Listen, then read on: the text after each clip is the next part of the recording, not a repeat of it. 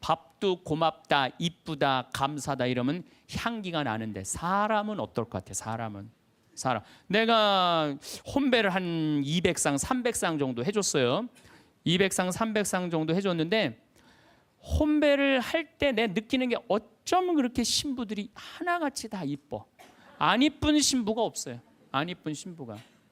왜 이쁠까요? 남자가 데이트할 때 뭐라 그래? 보고 싶었어. 사랑해. 난 너 없으면 난 안 될 것 같아. 난 너 없으면 죽을 것 같아. 난 네가 원하는 건 다 해줄 수 있어. 말해봐, 원하는 거.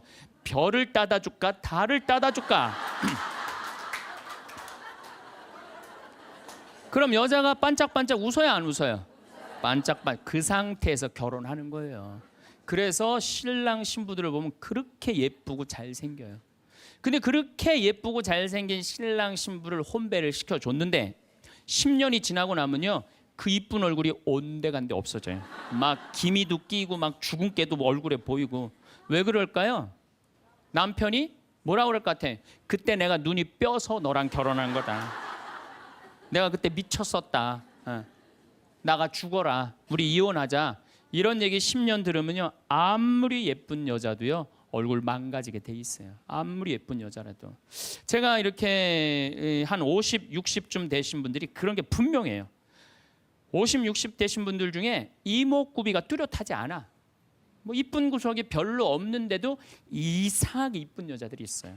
이상하게 이쁜 여자들이. 그런 여자들은 어떤 여자들일까요? 남편이 당신 어쩜 가면 갈수록 어쩜 더 이뻐져. 우리 색시가 세상에서 난 제일 이뻐. 당신 사랑해. 고마워. 이런 얘기 20년 들으면은요, 이목구비가 뚜렷하지 않아도요 이상하게 이뻐져요. 그런데 쌍꺼풀도 분명하고 코도 오똑하고 입술도 도톰한데 50, 60 되신 분들 중에 무섭게 생긴 분들이 계세요. 이목구비가 뚜렷한데도 무섭게 생긴 분들이 계세요. 그런 분들은 왜 그럴까요? 서로 죽이자, 죽자, 뭐 살자, 뭐 이렇게 말하고 20년 동안 싸운 사람은요, 아무리 예쁜 얼굴이라도 망가지게 돼 있어요. 사람은요, 어떤 말을 듣느냐에 따라서 이쁘고 이쁘지 않는 게 결정이 되는 거예요. 여러분들 남편한테, 아내한테도 그렇지만 자식한테도 뭐라 그래? 너는 내 자식이 아니라 왼수다. 나가 되져라. 이런 썩을 놈. 그러면은 자식이 어떻게 될까요? 왼수가 되고요, 바깥에 나가 돌아다니게 되고요, 썩게 돼 있어요. 근데 우리는 엄마들 자식 뜻대로 안 된다고 속상할 때 말을 함부로 하죠. 여러분들 생각을 해봐요. 우리 아들이 있어. 공부 좀 못해. 공부 못하면 어때요? 나는 공부 잘하는 거 그렇게 훌륭하다고 생각 안 해요. 근데 우리는 공부를 못하면 대한민국은 죄인 취급하잖아요. 어쨌든 공부를 못해. 그런데 아들한테 엄마가 괜찮아, 공부 못하면 어때? 이렇게 잘생긴 아들 하느님이 우리 집에 떨어뜨려 줬고 엄마는 밥 안 먹어도 우리 아들만 봐도 배불러. 이런 소리 듣고 자라는 애들은요 삐뚤어질 수가 없어요.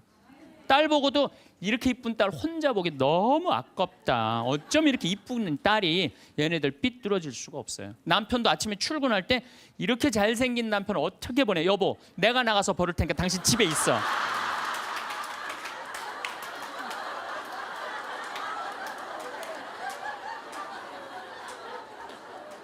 이러면은요 남자가 돈 벌러 나갈 때 어깨 당당하게 피고 나가요.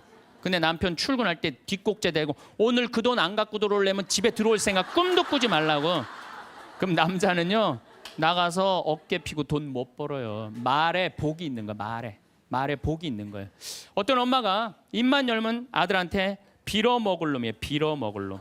야, 이 빌어먹을 놈아, 밥 처먹어라. 근데 초등학교 1학년 때 반에서 1등을 했어. 근데 엄마가 한다는 소리, 빌어먹을 놈 공부 잘하네? 삶이 힘들었나 봐요. 서울대 법대를 합격을 했어. 그랬더니 엄마가 한다는 소리, 우리 빌어먹을 놈 드디어 큰일 해냈네. 근데 엄마는 그리고 돌아가셨어요. 돌아가셨는데 이 아들이 사법고시를 아무리 봐도 안 되는 거예요. 회사에 원서를 넣어도 안 되고, 선을 봐도 퇴짜 받고, 잘생기고 서울대 법대 나왔는데. 그래서 이상원이라는 그 장명하는 사람한테 가서 물어봤어요. 내 인생이 왜 이러는지 난 모르겠다고. 당신 쭉 살아오면서 무슨 얘기를 많이 듣고 살았느냐? 가만히 생각해보니까 엄마가 입만 열면은 빌어먹을 놈이라고. 그러니까 이 사람은 잘 안 되니까 동료 판사, 변호사, 검사한테 빌어먹기 시작한 거예요. 그게 당신 인생의 몸에 밴 거다. 내가 당신 관상을 보니까 당신은 빌어먹을 놈이 아니라 벌어먹을 상이다. 벌어먹을 상이다. 그래, 내가 왜 빌어먹을 놈이야? 내가 서울대 법대까지 나왔는데 과외를 시작했어요. 과외를 시작했더니 애들이 너무너무 많이 모이는 거예요. 그래서 학원을 했어요. 학원을 했더니 돈을 너무 많이 버는 거예요, 서울에서. 그랬더니 예쁜 색시가 시집을 오고 지금은 딸 둘을 낳고 행복하게 벌어먹고 살고 있대요.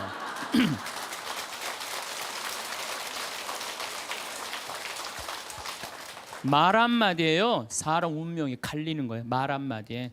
여러분들은 자식이나 남편, 아내한테 정말 좋은 말을 해주느냐, 생명을 살리는 말을 하느냐, 좋은 열매를 맺는 말을 하느냐, 이거 생각해봐야 돼요.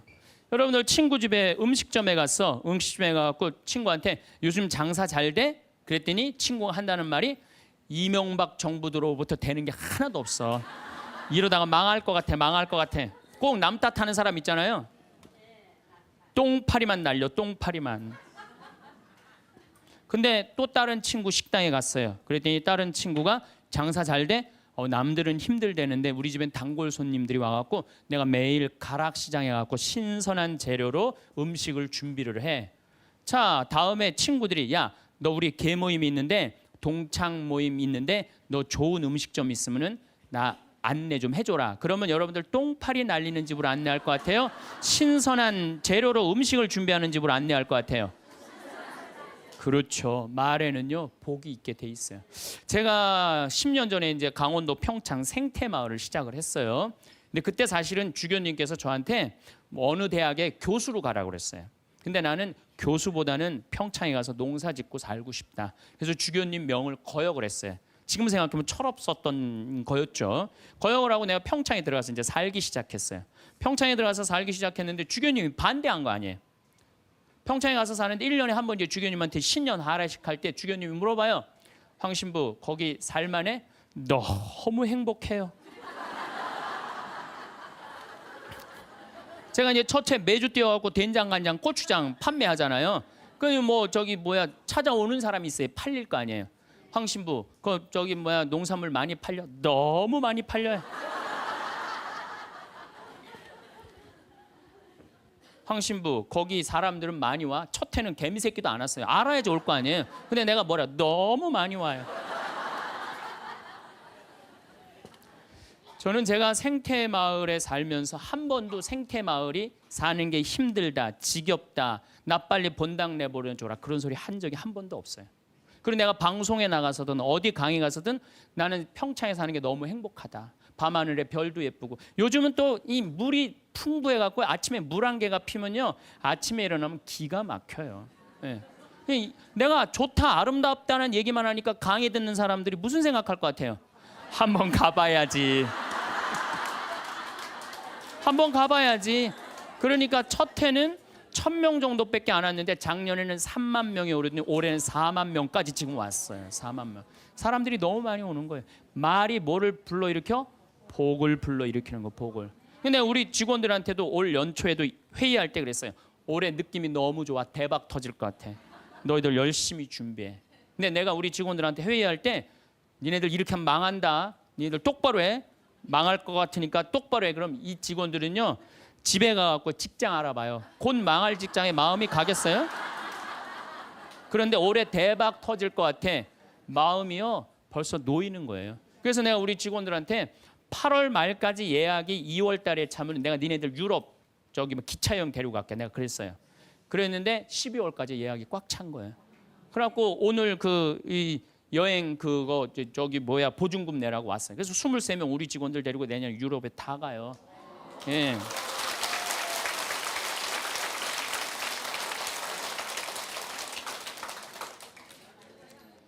제 신조는 그달에 번 건 그달에 다 쓰자. 이게 제 신조예요. 예. 올해 번 거는 올해 다 쓰자. 이게 내 신조예요. 그러니까 내가 행복하다, 많이 온다, 많이 판매된다. 이렇게 말하니까 우리 생태마을이 즐겁고 행복하고 사람이 어제도 250명 다녀왔어. 내일도 또 250명 오고 매일 그냥 내가 외부 강의 나오지 않는 한 안에는 꽉꽉 차는 거예요. 말이 복을 불러일으키는 거야. 말이 귀향하는 말인데 좋은 말, 행복한 말을 해야 되지 않아요? 근데 우리는 현대인들은 이런 특성이 있어요. 입만 열면은 힘들어 죽겠다, 지겨워 죽겠다, 이렇게 사느니 죽는 게 낫다, 이런 소리 참 많이 해요. 그런 소리 많이 하죠? 또요, 우리 할머니들 늙으면 죽어야 된다, 이런 소리 많이 하잖아요. 죽으면서 그런 소리 하면은 이쁘긴 한데 죽지도 않으면서 그냥 늙으면 죽어야 된다. 우리 어머니가 60 넘어서 딱 뭐라 그러셨어요? 아유, 늙으면 죽어야 돼. 깜짝 놀랐어요. 내가 효도할 때가 됐는데 벌써 돌아가시면 어떡해. 그래갖고 나는 신부 5년 휴가 동안 정말 거의 내 모든 휴가는 어머니 아버지를 위해서 썼어요. 뭐 성주순례, 이스라엘, 뭐 그다음에 또 무슨 뭐 우리나라 좋대는데 금강산, 무슨 백두산 다 모시고 갔다 왔어요. 죽는다니까 빨리 갔다 와야 될 거 아니야. 빨리 갔다 와야 될 거 아니야. 그런데 그렇게 60 넘어서 늙으면 죽어야 돼, 그 소리를 했는데 깜짝 놀랐는데 요즘은 그 소리 들으면 신경질 난다니까요. 그 소리 하신 지 20년이 지났어요. 20년. 갈 생각을 안 하세요. 아버지는 피부가 더 뺑뺑하고 어머니도 더 고와지세요. 그러니까 죽지도 않을 거면서 힘들어 죽겠다, 지겨워 죽겠다, 사는 게 지겹다, 이게 말이 안 된다는 거죠. 복을 차는 거예요. 여러분들 뭐 2년 전인가 우리 서울교구 시각장애우들 100분이 우리 생태마을에 오셨어요. 정말 그분들 기쁘더라고요. 그래서 내가 뭐가 그렇게 기쁘냐 그랬더니 신부님, 우린 눈에 뵈는 게 없어서 행복하다고. 눈에 뵈는 게 없어서 행복하다고. 그런데 그분 네 분이, 여러분들 제가 시각장애우들이랑 1년을 같이 살았어요. 상계동에서 1년을 살았는데 너무 잘 알아요. 그분들 뭐 젓가락 비비는 거, 뭐 노름도 다 해요. 할 거 다 해요. 뭐 별걸 다 하는데 시각이 이게 어렸을 때 열이 너무 나갖고 시각을 잃어버리는 경우 많거든요. 그때는 눈알을 빼요. 이 눈알이 있는 분들이 있고 아예 알을 빼는 분들도 있어요. 근데 이 눈알을 빼면 중증들이에요. 중증들. 눈이 있어도 흐릿하게 보이는 분들도 있어요. 근데 이 눈알을 뺀 내 형제가 우리 생태마을 그 데크, 강이 내려다보는 데크에 서서 이렇게 말하는 거예요. 야, 베드로야, 내가 50년 동안 우리나라 참 많이 다녀봤는데 이렇게 경치 좋은 데는 처음 본다. 그래서 내가 물어봤어요. 아니, 이게 경치 좋은지 당신들이 어떻게 아느냐 그랬더니 신부님, 강물 소리 들리지 않느냐, 강물 소리, 새 소리 들리지 않느냐 이거야. 그 다음에 느티나무 바람에 흔들리는 소리 들리지 않느냐. 또 5월 달에 오셨는데 아카시아 향기, 공기, 이렇게 경치 좋은 데는 처음이라는 거예요. 얼마 전에도 우리 생태마을에 교수님인데 60에 시력을 잃기 시작해갖고 65세 완전히 시력을 잃으신 교수님이 오셨어요. 근데 그분이 나하고 밥을 먹으면서 이런 말씀을 하시더라고요. 신부님, 저도 오래간만에 새벽에 강물 소리, 너무 듣기 좋은 강물 소리 들어서 3시간 동안 강물 소리에 흠뻑 젖었다는 거예요. 그리고 새벽에 새가 우는데 너무 자기 오래간만에 행복했다고. 근데 여러분들은 이 두 눈으로 온 세상을 다 보면서도 사는 게 지겨워 죽겠어, 이렇게 사느니 죽는 게 나, 눈이 아깝다 이거예요. 눈이 아깝다. 눈알 하나 갈아 끼는데 얼마 들어? 1억 들어. 1억. 2개 갈아 끼면 2억이야. 2억. 지금 난 눈 뜨고 쳐다보고 있는 분들 지금 2억 지금 깔고 있는 거예요. 지금 2억.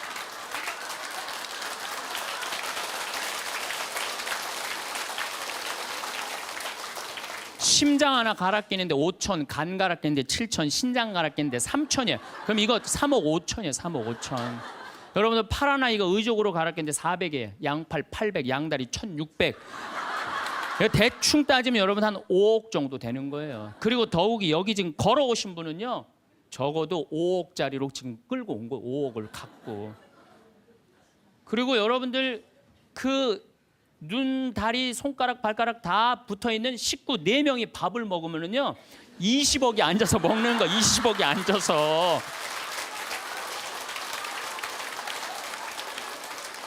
아니 20억이 앉아서 먹으면서 사는 게 지겹다, 이렇게 사는 게 죽는 게 낫다, 하느님이 주신 축복을 날리는 거예요. 날리는 거예요.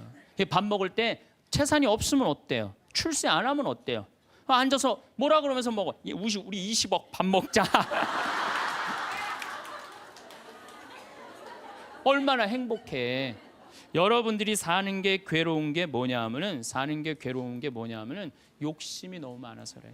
그래서 입에서 나오는 게 지겹고 불만만 나오는 거야. 사는 게 힘들면은 좋은 소리가 안 나오잖아요. 욕심이 많으면 사는 게 힘들어져요. 사는 게 힘들어서 욕심이 생기는 게 아니라 욕심이 많아서 사는 게 힘들어집니다. 여러분들 욕심만 안 피면요 우리 인생 괴롭지 않아요. 그러니까 괴로운 사람들은 입만 열면 힘들다 그래. 여러분들 가수 윤한기 씨 알죠? 이 윤한기 씨가 사실은 아버지가 미 8군에 노래하던 분이에요. 어머니는 무용수였어요. 그런데 아버지가 마약을 하시다가 나중에 폐결핵으로 돌아가세요. 어머니는 무용수 따라다니는데 허리가 잘못돼갖고 또 돌아가세요. 천하에 누구만 남느냐면 윤복희, 윤한기 둘만 남는 거예요. 부모는 일찍 돌아가시고. 그렇게 이 윤한기 씨 자서전을 읽어보면 너무 배가 고파갖고 해병대 지원해서 갔다는 거 아니에요. 그렇게 힘들고 고통스러웠던 윤한기 씨는 행복하지 않았어요. 행복하지 않았던 윤한기 씨는 노래를 불러도 행복한 노래 안 불렀어요. 내가 왜 이럴까 오지 않을 사람을 어디선가 웃으면서 와줄 것만 같은데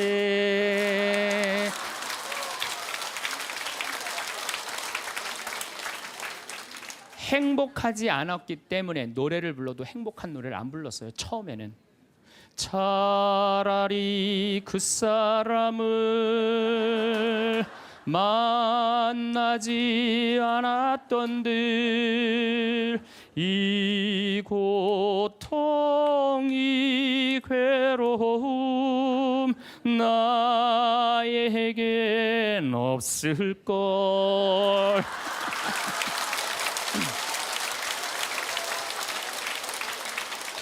행복하지 않았기 때문에 노래도 행복한 노래가 안 나왔던 거죠. 나는 어떡하라고 이런 노래만 불렀어요. 이런 노래만.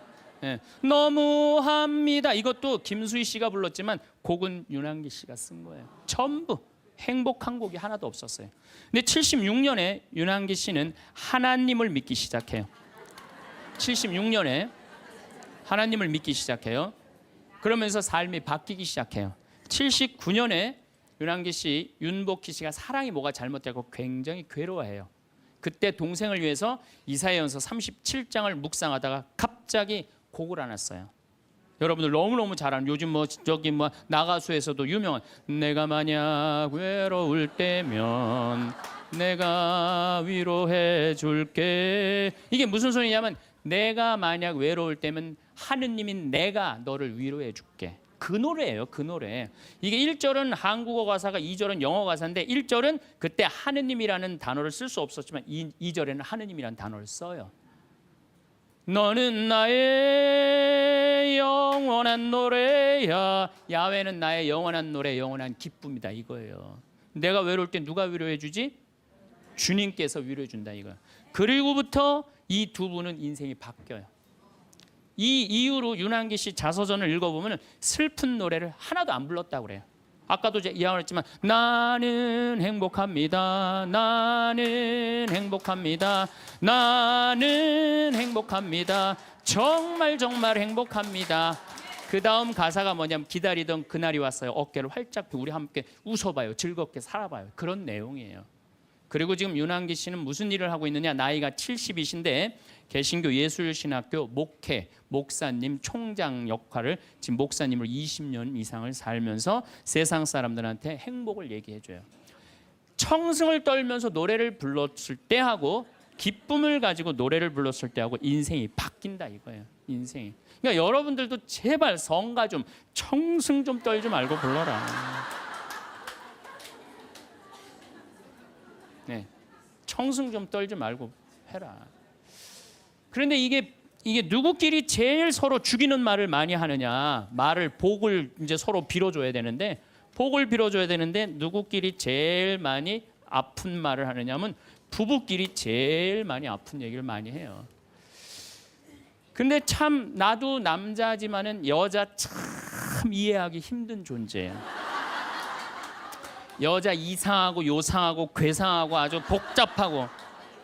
나만 그런 줄 알았더니 스티븐스 호킹스 박사라고 있어요. 스티븐스 호킹스 박사. 이 사람이 나이가 71인데 작년에 뭐라고 그랬냐면은 자기는 140억 년 전에 우주에서 벌어진 일도 다 아는데 자기는 아직도 여자의 95%를 이해를 못 하겠다고 그래요.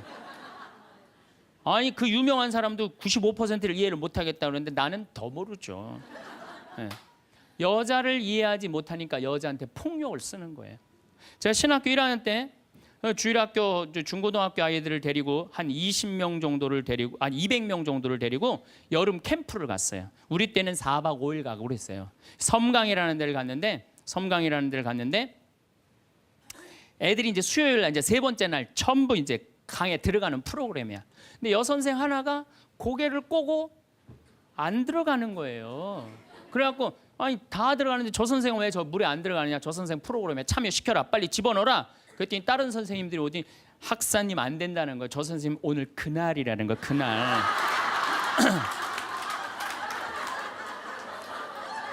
근데 내가 신학교 1학년이 그날이 뭔지 어떻게 알아요? 그래서 내가 물어봤어요. 그날이 뭔데? 아 학사님 오늘 저 선생님 그날이라 안 된다니. 오늘 물에 들어가는 날지 그날이 뭔데? 그랬더니 어떤 지혜로운 엄마 선생님이 나를 한 군데로 데려가더니 학사님 여자는 한 달에 한 번 매직이 있다는 거예요. 그래서 내가 매직이 뭔데요?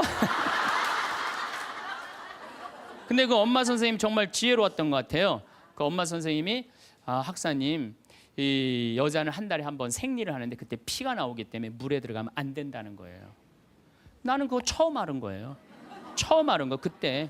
그러니까 내가 여자에 대해서 모르니까 여자한테 뭐를 하느냐 폭력을 쓰는 거예요. 폭력을. 근데 이런 일들이 집안에서 수도 없이 일어나요. 남자는 여자를 이해하지 못해서 폭력을 쓰고 여자는 남자를 이해하지 못해서 폭력을 쓰고 그래서 서로 답답하다고 싸울 때 보면 크크크 치치치 크크크 이러고 싸워요. 말이 안 통한다고. 그러니까 여자에 대한 생물학적 특징을 알아야 되고 남자에 대한 생물학적 특징을 알아야 되는데 그거에 대해서 서로 모르는 거예요. 근데 이제는 알아야 돼요. 왜 알아야 되느냐 하면은 옛날에는 남자하고 여자하고 20살에 결혼해갖고 50살에 죽었어요. 남자 여자 20살에 결혼해갖고 애 한 10 낳다 보면요 애 낳다가 죽어요.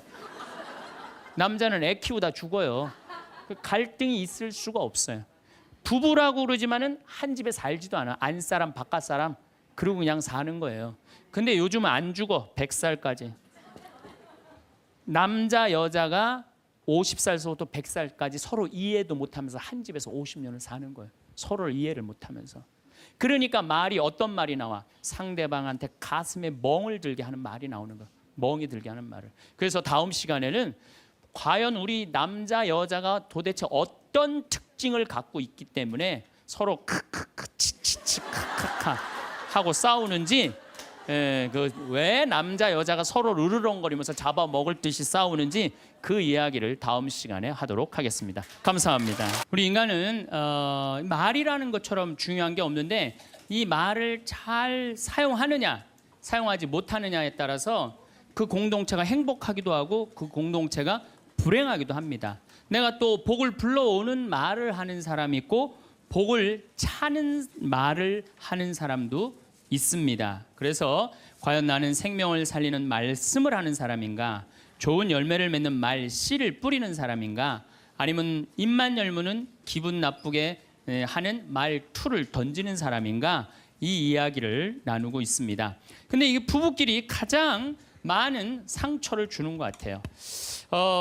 지난주 끝에도 잠깐 말씀드렸듯이 나도 남자지만 참 여자를 이해하기가 힘들어요. 제가 이렇게 한 2년 전에 제가 위암 수술을 했어요. 그래갖고 이제 이 위를 암 환자들은 온도가 42도가 넘어가면 재발하지도 않고 암이 죽는데요. 그래서 이제 제가 찜질방을 잘 가요. 찜질방을 잘 가는데 아주 뜨거운 찜질방을 잘 가는데 얼굴이 알려졌잖아요. 그래갖고 아는 사람들이 많아요. 그래갖고 수건을 뒤집어 쓰고 찜질방에 가서 앉아 있어요. 한쪽 끝에 조용히 쭈그리고 앉아 있어요. 그러면 이제 아줌마 셋이서 들어와서 수다를 떨기 시작하면은 이해할 수 없는 수다를 떨어요. 아줌마 3명이서 뭐라고 그러냐면은 한 아주머니는 자식 얘기해요. 자식 얘기. 그럼 옆에 아주머니가 자식 얘기하면은 그 자식 얘기를 같이 받아줘야 되는데 옆에 아주머니는 그러거나 말거나 자기는 남편 바람핀 얘기해요. 또 옆에 아줌마는 남편 바람핀 얘기 해거나 말거나 자기는 아파트 산 얘기해요. 주제가 다른 3가지 이야기를 각자 지치지도 않고 30분 동안 계속 하는 거예요. 이해가 안 되더라고요. 우리 남자들은 정치 얘기를 지금 하고 있는데 아내가 여보 우리 애가 자꾸 속을 썩여 그럼 남자 신경질 부려요. 여보 나 지금 정치 얘기 하고 있잖아 지금. 정치 얘기 끝나면은 그 다음에 자식 얘기해. 남자는 한 번에 한 가지 주제만 얘기를 해요. 근데 여자는 동시에 3가지 얘기를 동시에 하는 거야. 기분도 안 나빠하면서 계속 얘기하는 거예요. 기분도 안 나빠하면서 나는 왜 그런가. 근데 요즘 공부를 해보니까 이해가 되더라고요. 여자는 언어를 관장하는 뇌가 좌뇌도 있고 우뇌도 있대요. 머릿속에 말이 꽉 차 있는 거야. 말이 꽉 차 있으니까 말을 해야 돼. 그런데 말은 하긴 해야 되는데 또 들어야 되잖아. 근데 말을 하면서도 귀는 동시에 2가지를 구분해서 들을 수 있대요. 이게 무슨 얘기냐면은 한 아주머니는 자식 얘기 자기는 입으로 하면서 귀로는 남편 얘기도 듣고 아파트 얘기도 듣는 거야. 무시하는 게 아니야. 그냥 자기 각자 얘기하면서 상대방 얘기도 다 듣는 게 여자예요. 남자는 언어를 관장하는 뇌가 좌뇌 뒤에만 있어요. 좌뇌 뒤에. 그래갖고 남자들이 교통사고 나갖고 좌뇌를 다치잖아요. 그러면은요 언어 상실이 온대요. 근데 여자가 교통사고 나갖고 좌뇌를 다치잖아요. 좌뇌를 다쳐도 전혀 말하는데 지장이 없대요. 아직도 우뇌가 남아 있어서. 그리고 이런 이 부부가 남자하고 여자하고 부부 싸움을 하잖아요. 그럼 남자는 또 흥분을 하면 그나마 좌뇌 뒤에 언어를 관장하는 뇌 기능이 없어져 버린대. 흥분하면. 그러니까 아내가 여보 당신 뭐 시집 와갖고 나 손에 물 안 묻히게 해준다 그랬는데 당신 나 얼마나 고생시켰어. 뭐 결혼기념일을 챙겨줬어. 생일을 챙겨줬어. 우리 친정엄마를 챙겨줬어. 나 여행을 보내줬어. 막 따지면은 남편들이 대꾸를 해야 되는데 이게 어디 있는 줄 알아야지. 대꾸를 어디 있는 줄 알아야지. 그리고 대부분의 남자들의 반응이 어떠냐면 그거 30분 동안 계속 어이 하다가 끝나는 거예요. 여자는 그냥 좌뇌에 있는 거 쏟아내고 우뇌에 있는 거 쏟아내고 막 30분 동안 그냥 있는 대로 공격을 하고 난 다음에 여자는 할 얘기 다 했어요. 그 남자가 그게 시끄러. 그리고 여자는 자기 하고 싶은 얘기 다 하면은요 원도 한도 없어요. 부엌에 가고 아무 일도 없다는 듯이 설거지해요. 그럼 그때부터 남자들이 신경질이 나는 거예요. 왜 신경질이 나냐면 왜 내가 그때 그 적절한 대답을 왜 찾아내지 못했을까? 막 신경질이 나는 거예요. 그래갖고 막 쇼파 던지고 신경질을 부리면은 아내가 부엌에서 아무 일도 없다는 듯이 아내가 한마디 해요. 나와서 이 사람은 무슨 말만 하면 승질을 부린다고. 그러니까 말싸움으로 아내를 이길 수가 없어요. 남자는요 여자하고 말싸움 해갖고 이길 수가 없어요. 나는 우리 천주교 신부 중에 수녀님하고 싸워갖고 이겼다는 신부를 본 적이 없어.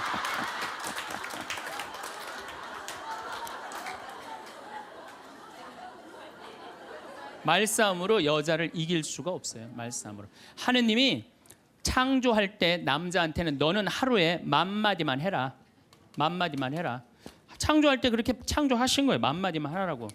여자는 하루에 너는 25,000마디 해라. 25,000마디 해라. 그러니까 하느님이 10,000마디만 하라고 창조한 남자는 출근해갖고 직장에 가면 10,000마디 해요. 이 말 저 말 하면은 벌써 10,000마디 끝나. 집에 들어오면 더 이상 말할 수가 없어. 아니 하느님이 10,000마디만 하라고 그래서 10,000마디만 하고 들어온 거야. 집에 들어와서는 더 이상 할 얘기가 없는 거예요. 할 의무 끝냈어. 근데 우리 여기 있는 자매님들도 남편 출근하고 애들 학교 가도 혼자 있으면서도 10,000마디 해요. 멸치 대가리 따면서 너는 어디서 잡혀서 우리 집에 왔니? 꽁치 다듬으면서 너도 어디서 잡혀서 왔니? 그리고 막 텔레비 보면서도 텔레비하고도 얘기해요. 그냥 텔레비하고도 얘기해요. 막 텔레비하고도 얘기하고 그렇게 10,000마디 해요. 10,000마디 하고 저녁에 이제 몇 마디가 남았냐면 15,000마디가 남은 거야. 이 1만 5천 마디를 누구하고 하고 싶었냐면 남편하고 하고 싶은 남편. 그래갖고 저녁 차려주고 남편한테 여보 그 옆집 여자 말이야. 아 오늘 저녁에 같이 이 저녁 찬거리를 사러 시장에 나갔는데 그 여자는 김치찌개 거리를 돼지고기 한 근만 사면 되는데 5근이나 사고 정신 나간 여자야. 그러니까 그냥 살림이 그 모양이지. 이랬는데 남자는 이미 더 이상 말하기 귀찮은 거예요. 그래서 남편이 한마디 해요. 쓸데없는 소리 하지 말고 부엌에 가서 국이나 더 떠오라고. 그럼 여자는 미치는 거예요. 아직도 15,000마디가 남아있는데 국 떠오라고 그러면 미치는 거예요. 근데 저도 이 말에 저도 동감을 해요. 왜냐하면 저는 만마디만 하게 창조된 인간이잖아요. 그런데 나는 이렇게 강의를 하면 10만 마디를 해요. 10만 마디. 10만 마디라니까 사실은 난 사제관에 우리 생태마을에서 강의하고 사제관에 딱 밥 먹으러 저녁에 내려가잖아요. 한마디도 하기 싫어요. 한마디. 근데 우리 밥 해주는 자매님이 밥하고 난 다음에 뭐 이런저런 얘기할 거 아니에요. 뭐 개도 내가 5마리 키우니까 개 얘기도 하고 뭐 어쩌면 대꾸하기가 싫은 거예요. 그래서 한동안 대꾸를 안 했어요. 대꾸를 안 하니까 굉장히 기분이 나쁘잖아요. 신부님이 대꾸를 안 하니까 안 되겠더라고요. 그래서 하루는 불러서 내가 얘기를 했어요. 남자는 하루에 10,000마디만 하게 창조됐는데 내가 10만 마디를 한다. 그래서 나는 정말 대꾸하기가 싫다. 한마디도 하기 싫다. 그냥 밥만 먹고 싶다. 나한테 앞으로 말 시키지 말아라. 제가 얘기를 했어요. 얘기를 했는데도 그래도 우리 자매님도 여자인지라 말을 하잖아요. 그럼 막 말을 하는데 내가 얘기했는데 말하니까 신경질을 나잖아. 내가 인상을 딱 쓰면은 자매님이 한마디예요. 신부님 대꾸하라는 게 아니야. 그냥 나 떠드는 거니까 그냥 밥만 먹으라는 거야.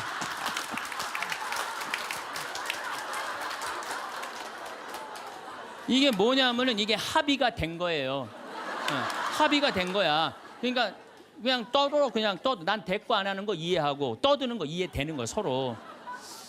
내가 보기에는 많은 부부들이 특히 우리 자매님들이 남편이 막 목석같이 있으면 이런 말을 해. 나는 사는 게 하나도 재미가 없다. 그러죠? 남편이 목석 같으니까. 그런데 남편이 목석이 아니에요. 원래 창조되기를 그렇게 창조된 거예요. 10,000마디만 하게 창조된 거예요. 그러니까 여러분들은 유일한 실수는 10,000마디밖에 할 줄 모르는 인간이랑 결혼한 게 유일한 실수예요. 더 놀라운 건 뭐냐면은 한 아주머니는 자식 얘기하고 한 아주머니는 남편 얘기하고 한 아주머니는 아파트 얘기하면서 손으로는 달걀을 까먹어 간다는 거예요.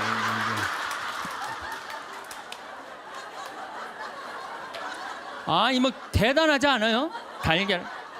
여러분들 남편한테 이번 추석 때나 뭐 어느 때 한번 시켜보세요. 달걀 좀 까줘 그러면 남편은 어떻게 하는 줄 알아요? 달걀만 까요. 그것만 쳐다보고. 그 말 시키면 남편이 뭐라 그래요? 지금 달걀 까잖아 지금. 남자는요 한 번에 한 가지밖에 할 줄 몰라요. 동시에 2가지를 못해요. 근데 여자는 특성상 밥 올려놓고 찌개 올려놓고 다듬어야 되고 나물 다듬어야 되고 반찬해야 되고 동시에 여러 가지를 할 수 있어요. 그래서 집에 전화가 오잖아요. 전화가 오면은 아빠가 전화를 받으면 테레비 소리가 크면은 아빠가 한마디 해요. 시끄러워. 테레비 소리 줄여. 그러죠? 또 애들 시끄러우면 아빠 통화하니까 가만히 있으라고 그래요. 그 남자는 전화만 해요. 근데 엄마한테 전화가 오잖아요. 테레비 소리 애들 떠드는 거 전혀 상관없어. 더욱이 어느 정도로 심하냐면 막 통화하면서 테레비에 딱 어떤 여자가 나오면은 저 여자 이혼했다고 그러더니 나오네.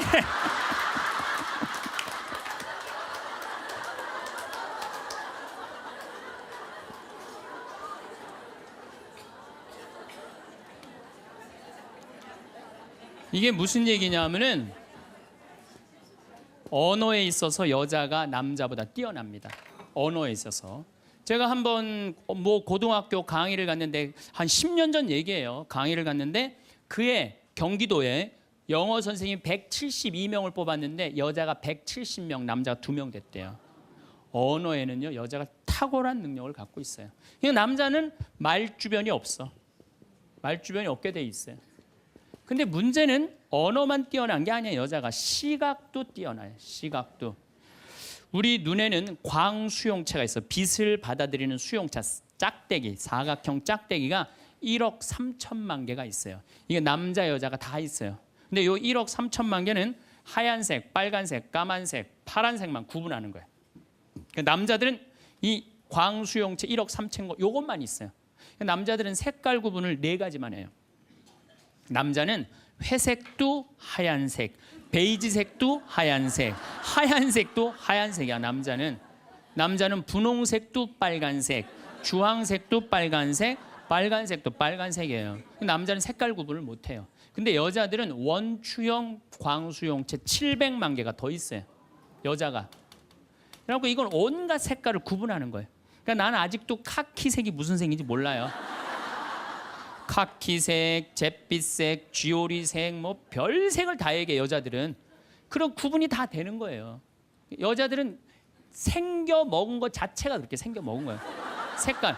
그러니까 4가지 색깔밖에 구분하지 못하는 남자와 온갖 색깔을 구분하는 여자하고 부부야.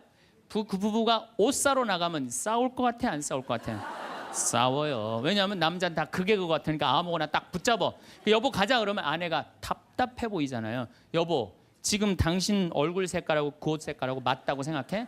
안 어울리잖아. 가만히 있어봐. 그래갖고 이거 들었다 놨다 저거 들었다 놔면은 남편이 신경질이 나는 거. 뭘 저렇게 까다롭게 고르느냐. 아무거나 그냥 입고 가지. 그러니까 남자들하고 여자하고 싸울 수밖에 없어요. 싸울 수밖에 없어요. 그래갖고 옷 사러 나갈 때는 같이 나갔는데 들어오는 시간은 달라요. 이미 남자는 벌써 들어와 있어. 신경질 부리고. 이게 색깔 구분 때문에 그래. 색깔 구분.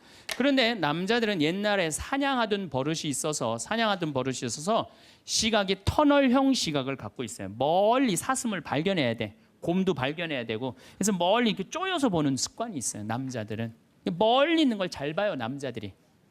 그런데 요즘 남자들이 사냥을 해요, 안 해요? 안 해요. 쪼여 보는 습관은 있는데 사냥을 안 하니까 요걸 남자들이 어디다 쓰냐면 잔치집에 가면은 이쁜 여자가 있으면 그걸 쪼여서 봐요. 금방 누구한테 들켜요? 마누라한테 들키는 거예요. 이쁜 여자 처음 보냐고. 어떻게 알았지? 왜 몰라? 이렇게 쪼여서 보고 있는데. 그래서 참 재미난 통계가 있어요. 부부가 같이 잔치집에 가면 남자는 3명 내지 4명밖에 모르는데 온 사람. 그 사람 왔었어? 이런데요. 나는 뭐 기억이 없는데. 기억이 없지 당연히. 이거 쪼이고 계속 보고 있었으니까. 근데 여자는 시각이 180도라 다 본대요. 다. 그 남자 넥타이를 몸에 고왔고 시계를 못 차고 왔는까지 다 한다는 거예요. 여자.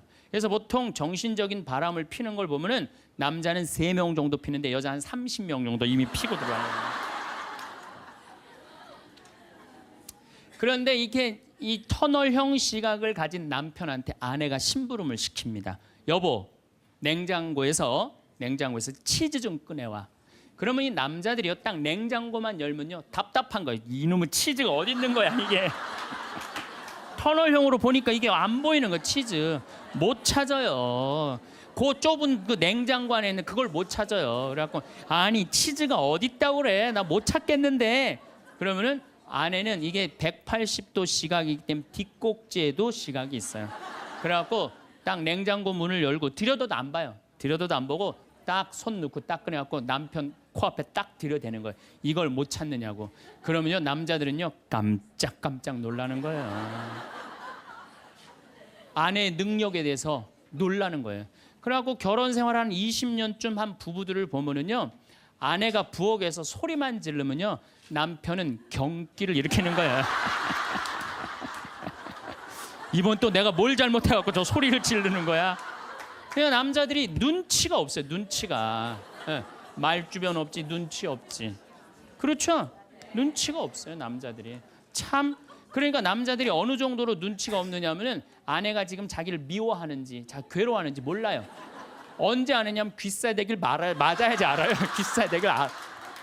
귀싸대기를 딱 맞아야지 아 이거 지금 우리 마누라가 심각하구나. 아니면 아내가 눈물을 뚝뚝 흘릴 때 그때서 느끼기 시작하는 거예요. 정말 답답한 거죠. 그러니까 말주변 없지 눈치 없지. 근데 아까도 말씀드렸지만 어제도 말씀드렸지만은 이게 40까지 50까지 살 땐 아무 문제가 없어요. 이게 100년 살면서요 한 집에서 답답해서 못 살아요. 둘이 답답해서 못 살아요. 아니 말주변이 있나 눈치가 있나. 거기 더 미치는 건 뭐예요? 청각이 떨어져요. 남자가 청각이 떨어져요. 보통 개는 10만 사이클 정도 듣는다 그래요. 10만 사이클 듣고 그 다음에 어린 아이들은 3만 사이클 정도는. 그래서 초등학교 아이들, 중고등학교 아이들이 헤비메탈 음악이 좋아해요. 걔네들 헤비메탈 음악 좋아하고, 엄마는 짜장면을 시켜서 혼자 먹고 나는 뭐 찌꺼기만 먹었어 뭐 이런 랩 음악 걔네들은 다 들려요. 다 들려 걔네들은. 여러분들은 잘 안 들리죠? 네. 이 얘네들 3만, 엄마들은 2만 사이클 정도. 2만 사이클. 그러니까 젊은 부부가 같이 잠을 자갖고 건너방에서 애가 울잖아요. 그럼 누구 귀에만 들리느냐면 엄마 귀에만 들려요. 그래갖고 여보 난 너무 힘들어. 오늘 애하고 하루 종일 씨름을 해갖고 내가 힘들어서 못 일어나니까 당신이 일어나서 좀 나가봐. 이러면은 대부분의 남편들이 이렇게 말한대요. 아무 소리도 안 들리는데 뭐가 들린다 그래. 예민하게 굴지 말고 잠이나 자. 그러면은 누가 일어나서 나가느냐면은 아내가 일어나서 나가는 거, 엄마가 일어나서 나가는 거. 그러니까 아내들은 남편하고 살면 살수록 더 답답한 거야. 말 주변이 있나, 눈치가 있나, 말귀를 알아듣나.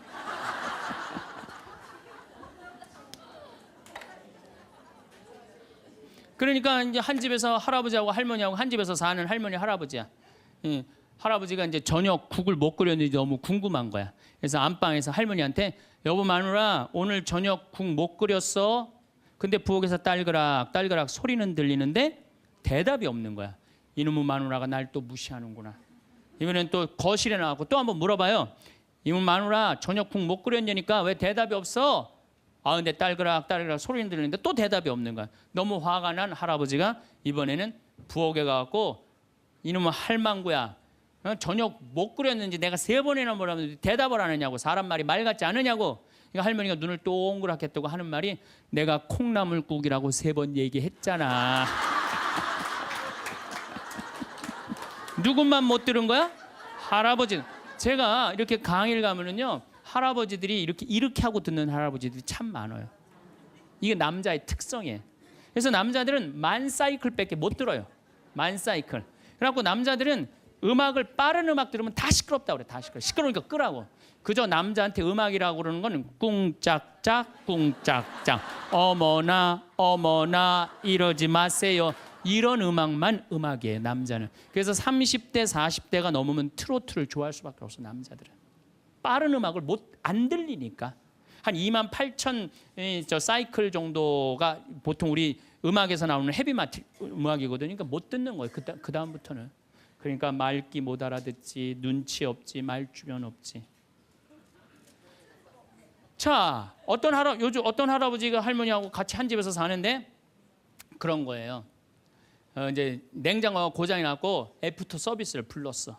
애프터 서비스를 딱 불렀는데 애프터 서비스 하고 난 다음에 갔어. 근데 요즘은 참 대한민국이 애프터 서비스 끝나고 나면은 고객센터에서 전화하잖아요. 고객님 매운 만족하십니까? 보통 만족하십니까? 저 설문조사를 하잖아요. 근데 이게 또 할아버지가 전화를 받았네. 아 냉장고 고쳤는데 이제 애프터 서비스라고 전화를 했는데 애프터 서비스 센터에서 전화했다 그러니까 뭘 또 애프터 서비스를 해주느냐. 그래갖고 뭐라고 그러니까 할아버지가 할머니한테 그런 거예요. 여보 마누라 요즘 이상해. 냉장고 고쳤는데도 뭐 매운 만두 먹을래요? 보통 만두 먹을래요? 그렇게 물어보는데 말귀를 못 알아들어요. 말귀를.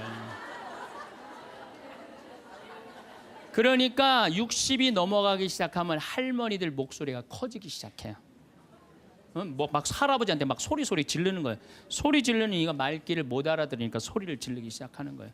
그러니까 점점 나이 먹으면 할머니들은 거칠어지고 그러니까 말귀를 못 알아들으니까 기억력까지 떨어지게 돼 있어. 동시에. 그러니까 어떤 할머니 할아버지가 또 한 집에서 살면서 할아버지가 너무 배가 고픈 거예요.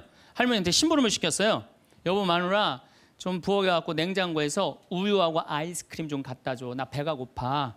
그랬더니 할머니가 막 일어나면서 가려고 그랬어요. 그랬더니 할아버지가 신경질을. 이놈의 마누라야 그냥 가면 어떻게 가다가 까먹으면 어떻게 하려고 그냥 가냐고. 적어가라고. 우유하고 아이스크림. 할머니가 딱 째려보고 이놈의 영감탱이가 내가 그것도 모를까 봐 그걸 적어가라고 그러냐고. 기다리라고 내가 우유하고 아이스크림 갖다 줄 테니까. 할머니가 추측 가셨어요. 갔는데 한 몇 분 있다가 왔는데 할머니가 삶은 계란을 갖고 온 거예요. 근데 이 할아버지가 뭐라고 그러냐면은 기가 막힌 거예요. 고마워 마누라 삶은 계란 갖다 줘서. 자기가 뭐 시켰는지도 모르는 거야.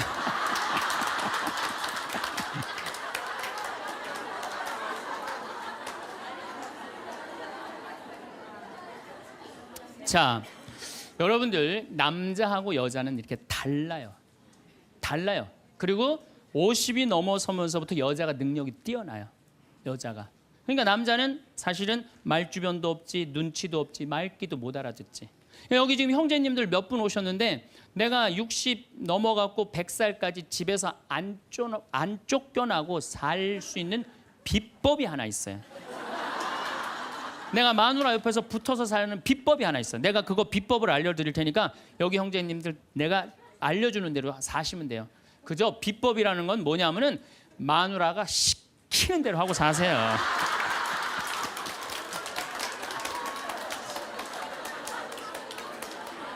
밥 먹으라 그러면 밥 먹고, 이 옷 입으라면 이 옷 입고, 저거 입으라면 저거 입고, 어디 갔다 오라면 갔다 오고 그러지 뭐 자기 뜻을 밝히지 마세요. 자기 뜻을.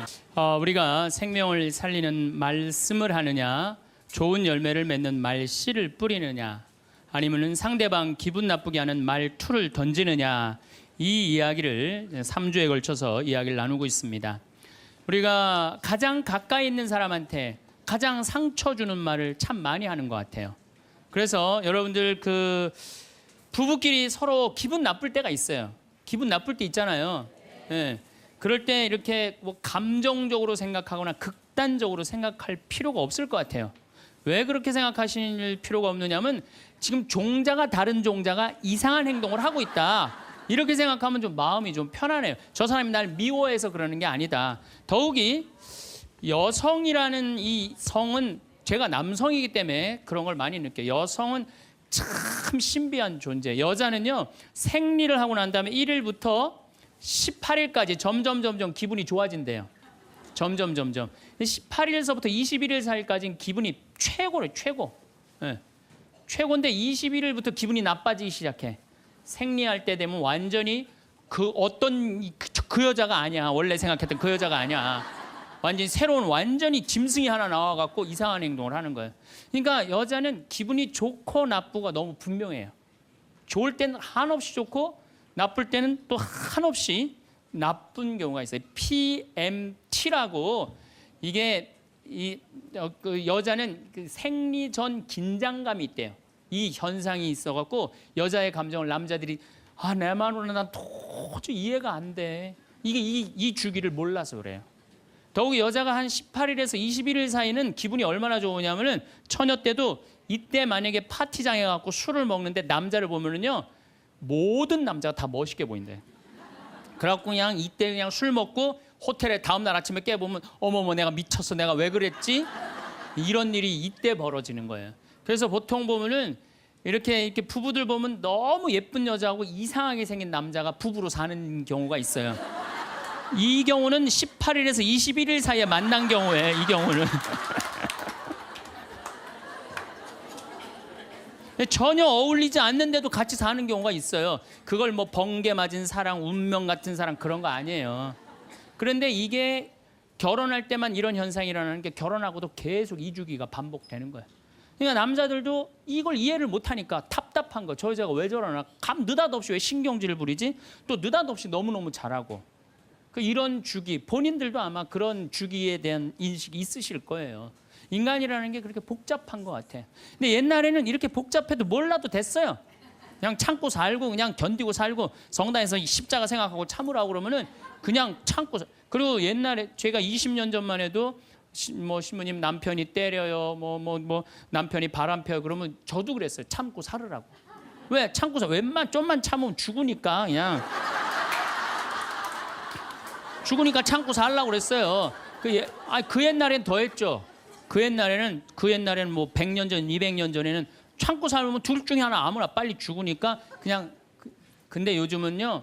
한 40살 된 사람이 남편이 때려요, 바람 펴요, 빚만 만들어놔 이러면요. 참고 살라고 얘기하기가 참 두려워요. 왜냐하면 참고 100년을 더 살아야 되는데 그거는 또 다른 형벌이거든요. 그러니까 여러분들도 이제는 남자라는 이 동물을, 짐승을, 종자를 이해를 하셔야 돼요. 남편을 이해하라는 게 아니에요. 남자가 생겨 먹은 게 어떻고, 또 여기 있는 우리 형제님들은 여자가 생겨 먹은 게 그러면 훨씬 좀 덜 싸울 거예요. 덜 크크크 치치치 카카카 된다니까. 그런데 이제 부부끼리도 서로에 대한 이해가 필요하지만은 여러분들 자녀에 대한 이해가 필요합니다. 자녀를 이해하셔야 돼요. 그리고 자녀하고 대화를 해야 돼요. 자녀하고 대화를 해야 되는데 우리나라 엄마들은 참 편안하게 교육해요. 딱 한마디만 하면 되니까 공부해. 이건 절대 교육이 아니에요. 절대 교육이 아니에요. 작년 3월 13일 날 고등학교 3학년 남자아이가 엄마를 죽였어요. 목으로 칼을 찔러서. 그런데 얘가 전국 4천등 하는 아이였대요. 모의고사에. 전국. 근데 엄마는 전국 1등 하라고 그래요. 전국 1등. 나는 전교 1등은 들어봤어도 전국 1등은 처음 들어봤어요. 전국. 자식한테 전국 1등을 하라고 강요한 엄마는 처음 들어봤어요. 근데 얘는 전국 4천등이면요 서울대 들어가요. 왜냐면 1년에 서울대 4,000명 정도 뽑거든요. 4,000명 정도 뽑으면 뭐 카이스트, 경찰대 뭐 이런 데 다 빠지면은요 서울대 들어가고도 남아요. 그런데 얘는 전국 63등으로 고친 거야. 63등인지 62등인지. 내가 고등학교 때 반에서 받은 등수야 이거야. 고등학교. 그런데 엄마가 이 성적표를 받아보고 아이를 야구방망이 골프채로 8시간을 두들겨 팼다는 거예요. 엄마가 전국 1등 하라고 그랬더니 왜 전국 62등 하느냐. 근데 3월 14일이 무슨 날이냐면 학부형 진학 상담하는 날이야. 얘는 전국 62등도 8시간 두들겨 맞았는데 이거 전국 4,000등 걸리면은 나는 죽는다. 그래갖고 엄마를 미리 죽인 거예요. 얘 지금 감옥에 가 있어요. 1차 재판 끝났어요. 3년형인가 지금 나왔어요. 나는 얘는 엄마를 죽였다고 생각하지 않아요. 시험 감독관을 죽인 거예요. 시험 감독관을. 근데 우리는 자녀들한테 공부하라는, 왜 공부해야 되는지, 인생에 대한 철학, 삶의 진리 이런 얘기 전혀 하지 않아요.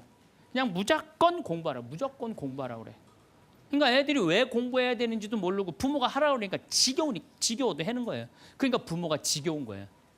부모가 지겹고 부모하고 말을 섞기 싫고.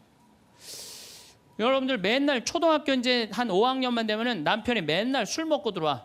남편이 요즘 경기가 안 좋아갖고 400만 원을 벌어야 되는데 150만 원밖에 못 벌어. 400만 원을 벌었는데 150만 원밖에 못 벌어. 그래갖고 남편이 걱정이 돼갖고 맨날 술을 먹고 들어와요. 그러면은 엄마가 한다는 소리가 그래요. 지겨워 죽겠어. 뭐하러 나하고 결혼했어. 술하고 결혼하지. 내가 이혼을 하든가 말든가 해야지. 아빠는 맨날 술 먹고 들어오고. 초등학교 5학년만 되면은 여자의 초등학교 5학년 애들 눈치가 빨라요. 아, 우리 집이 지금 심각하구나. 엄마 아빠가 곧 이혼하면 나는 엄마하고 살아야 될까 아빠하고 살아야 될까 고민해요. 아빠가 밤 10시에 술이 취해갖고 들어왔어. 그래도 딸이라고 아빠 들어왔냐고. 아빠 오셨어요? 아빠가 한다는 소리가 우리 딸 이리 와. 아빠가 안아줄게. 걱정하지 말고 넌 들어가서 공부해. 이 아빠가 다 알아서 할게. 아니 엄마는 이혼한다는데 뭘 다 알아서 한다는 거야. 근데 엄마는 지겨워 죽겠어. 내가 이혼하든지 말든지 이런 소리 하면요. 얘는 마음 잡고 공부 못합니다. 공부하란다고 공부하는 게 아니거든요. 정말 지혜로운 엄마는 어떤 엄마인 줄 알아요? 남편 술 취해갖고 들어오면은 방에다 뉘어놓고 근심 어린 얼굴로 쳐다보는 초등학교 5학년 딸아, 아빠가 맨날 술 먹고 들어오니까 걱정되지? 엄마 나 걱정돼. 아빠가 왜 저래 조금? 사실은 아빠가 요즘 경제가 좀 어렵잖니. 너도 알다시피 지금 유럽에 그리스 사태 터졌잖아. 그리고 이란 핵무기 때문에 지금 석유값이 자꾸 올라가고 있어. 그리고 미국은 리먼 브라더스 경제 위기가 왔잖아. 이렇게 어려운 경제 위기가 와서 아빠가 한 달에 400을 벌어야 되는데 150밖에 못 벌어. 근데 너도 알다시피 우리 핸드폰 네 식구 쓰면은 20만 원이야. 그다음에 전기세 10만 원이야. 그다음에 아빠 차 운행하고 우리 버스 타고 전철 타고 다니는 거 30만 원이야. 우리가 라면만 먹고 살아도 60만 원이야. 네 학원비, 동생 학원비 50만 원 들어가. 그러고 난 다음에 우리 아파트 부금 100만 원 들어가. 한 달에 최소한 250은 있어야 되는데 150밖에 6개월 동안 아빠가 지금 이렇게 우리 집이 마이너스야. 그래서 아빠가 저렇게 근심 걱정이 돼서 저렇게 술을 먹고 들어오니 네가 좀 이해를 해줬으면 좋겠다. 이렇게 말하면요, 얘는 방에 들어가서 고민해요. 우리 집을 위해서 내가 도대체 뭘 해야 될까 고민해요. 그런데 우리는 자녀들한테 이런 얘기 일체하지 않아요. 일체하지 않고 너는 들어가서 뭐 하라고 그래? 공부하라고 그래. 그러니까 애들이 공부를 왜 해야 되는지 모르잖아요. 유대인들은요, 초등학교 1학년만 되면은 왜 우리가 이 초막절을 지내야 되는지, 왜 우리가 과월절을 지내야 되는지, 할머니 할아버지는 어떻게 살았고 엄마 아빠는 어떻게 살았고 다 얘기해 줘요. 그러니까 우리나라 애들은, 이스라엘 애들은 초등학교 1학년 때부터 철드는 거예요. 우리 역사, 이런 역사 안에서 내가 살아가야 되는구나.